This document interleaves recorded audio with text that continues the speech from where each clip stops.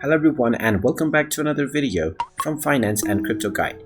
In this video, I'm going to show you how to download the CoinMarketCap application on your Android device. So let's get started right away. First of all, open up the Android Google Play Store on your device.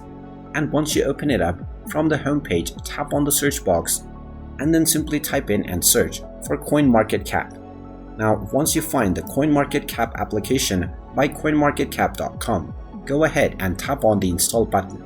Once you do this, this will begin the download and installation of the CoinMarketCap application on your Android device.